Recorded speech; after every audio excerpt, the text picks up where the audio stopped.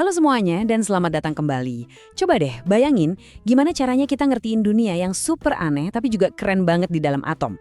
Nah, hari ini kita bakal bongkar aturan mainnya. Kita bakal kupas tuntas postulat-postulat mekanika kuantum yang jadi fondasi kita buat ngertiin dan bahkan memprediksi realitas di skala yang paling kecil. Kita semua pasti pernah lihat kan persamaan Schrödinger. Ini tuh ibaratnya F sama dengan M-nya dunia kuantum. Tapi, nah disinilah bedanya. Kalau di fisika klasik, F sama dengan ma bisa kasih tahu kita persis suatu benda ada di mana. Solusi persamaan Schrödinger yang kita sebut fungsi gelombang itu nggak sesederhana itu. Dia nggak nunjuk ke satu lokasi pasti. Jadi pertanyaan gedenya adalah, matematika yang keren ini sebenarnya ngasih tahu kita apa sih tentang dunia nyata? Nah, disinilah postulat masuk. Anggap aja postulat ini kayak buku panduan atau jembatan antara dua dunia. Di satu sisi, kita punya matematika kuantum yang super elegan dan konsisten. Di sisi lain, kita punya dunia nyata yang bisa kita ukur di lab. Postulat inilah seperangkat asumsi dasar yang ngebolehin kita nerjemahin bahasa matematika yang abstrak itu jadi prediksi fisis yang bisa kita uji. Oke, jadi kita bakal bangun kerangka ini pelan-pelan. Ini peta jalan kita. Kita mulai dari pilar paling dasar, gimana cara mendeskripsikan sebuah sistem kuantum, terus kita bangun ke atas sampai kita bisa memprediksi gimana sistem itu berubah seiring waktu. Udah siap? Yuk kita mulai! Jadi, sebelum kita loncat ke postulat pertama, ada satu hal yang penting banget buat dicatat. Postulat ini bukan hukum matematika baru ya, ini lebih kayak aturan pakainya. Postulat-postulat ini adalah kesepakatan yang kita bikin buat nyambungin matematika murni ke hasil pengamatan di dunia nyata, mengubah simbol-simbol di kertas jadi prediksi yang bisa dites. Pertanyaan pertama dan paling fundamental, kalau kita punya satu elektron atau satu atom, gimana cara kita ngegambarin dia secara matematis? Postulat pertama ini yang ngasih jawabannya. Jawabannya adalah sesuatu yang keren sekaligus misterius. Namanya fungsi gelombang, dilambangkan dengan psi. Anggap aja ini semacam DNA kuantum dari sebuah partikel. Ini bukan cuma sebagian kecil cerita loh, ini keseluruhan ceritanya. Semua informasi yang mungkin bisa kita tahu, posisinya, momentumnya, energinya, semuanya itu udah dikodekan di dalam satu fungsi ini. Tentu aja, fungsi gelombang ini harus berperilaku baik. Dia nggak bisa tiba-tiba loncat atau punya banyak nilai di satu titik yang sama. Tapi syarat yang paling penting itu yang terakhir, dia harus bisa dinormalisasi.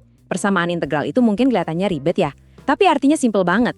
Kalau kita jumlahin semua probabilitas buat nemuin partikel di setiap sudut alam semesta, totalnya harus 100%. Ya iyalah, partikelnya kan harus ada di suatu tempat. Oke, sekarang kita udah punya deskripsi lengkap dari sistem kita lewat fungsi gelombang. Terus gimana caranya kita ngambil informasi dari situ?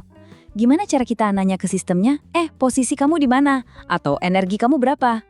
Disinilah postulat 2 berperan. Setiap properti yang bisa kita ukur, kita sebutnya observable, itu punya pasangannya, yaitu sebuah operator matematika. Anggap aja operator ini kayak mesin atau alat yang kita pakai buat melakukan pengukuran pada fungsi gelombang. Nah, yang menarik banget dari sini adalah gimana konsep-konsep yang kita kenal sehari-hari diterjemahin ke bahasa kuantum. Lihat deh tabelnya. Posisi sih masih gampang ya, operatornya cuma dikaliin sama posisi X. Tapi lihat momentum. Tiba-tiba dia bukan lagi sekedar massa kali kecepatan, dia jadi operator turunan. Ini nih petunjuk pertama kita kalau aturan main di dunia kuantum itu benar-benar beda.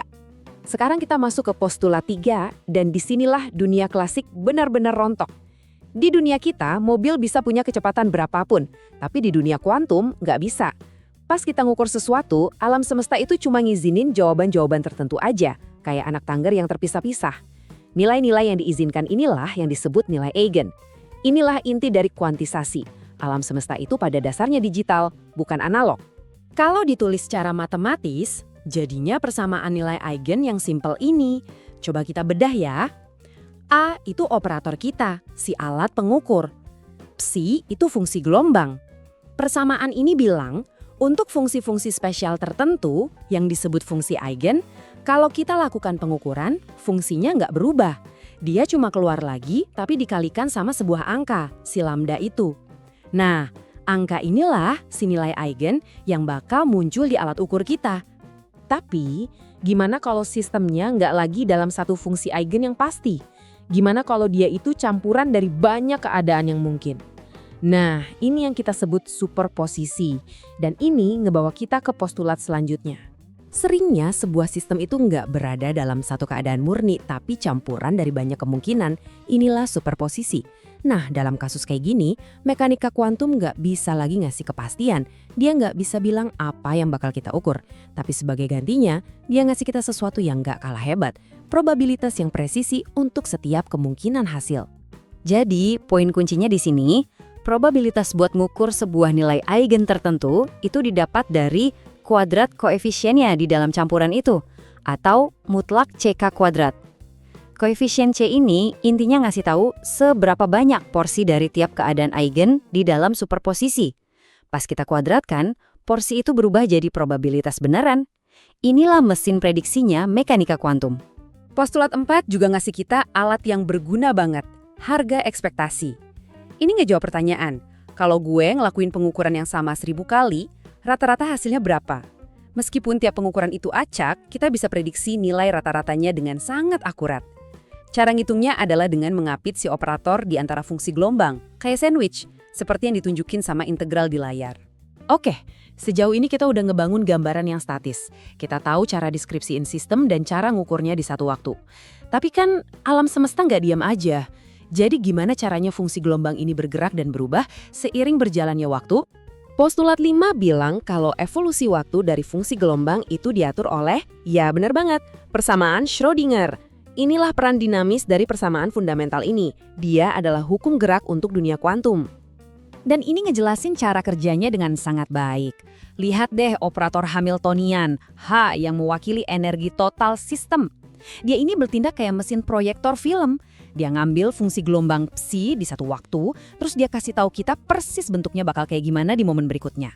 Dia yang muterin film realitas kuantum frame per frame. Terakhir, kita punya postulat 6. Ini aturan yang agak khusus tapi luar biasa penting yang berlaku kalau kita berurusan sama sistem yang punya lebih dari satu partikel identik. Contohnya, 2 elektron di dalam satu atom. Ternyata ada aturan simetri yang tersembunyi di alam semesta. Kalau kita nuker posisi 2 partikel identik, kayak elektron yang disebut fermion, fungsi gelombangnya harus ganti tanda jadi negatif. Kedengarannya kayak detail matematika yang aneh ya, tapi efeknya raksasa banget. Aturan simpel inilah asal-usul dari prinsip eksklusi Pauli. Inilah alasan kenapa 2 elektron nggak bisa ada di keadaan kuantum yang sama persis. Inilah alasan kenapa atom punya kulit-kulit elektron, kenapa ilmu kimia itu ada, dan kenapa materi itu stabil. Seluruh tabel periodik, semua keragaman di dunia kita, itu akarnya dari aturan tanda minus yang sederhana ini. Jadi, yuk kita rangkum pilar-pilar yang udah kita bangun. Deskripsi pakai fungsi gelombang, pengukuran pakai operator. Hasilnya cuma bisa nilai eigen, probabilitas dari kuadrat koefisien, dan evolusinya diatur oleh persamaan Schrödinger. 5 konsep inti inilah yang disambungin sama postulat yang ngebentuk seluruh kerangka logika mekanika kuantum. Nah, saya mau tinggalin kalian dengan satu pemikiran terakhir. Kita nyebutnya postulat yang kedengarannya kayak asumsi aja. Tapi di atas fondasi yang kelihatannya cuma asumsi, kita berhasil membangun teori paling akurat dan paling dahsyat dalam sejarah sains. Ini kan paradoks yang indah banget. Ini nantang kita buat bertanya, apa sih sebenarnya pengetahuan ilmiah itu? Mungkin bukan tentang nemuin kebenaran mutlak, tapi tentang menyepakati satu set aturan main yang paling berhasil ngejelasin alam semesta yang kita amati. Terima kasih sudah menyimak.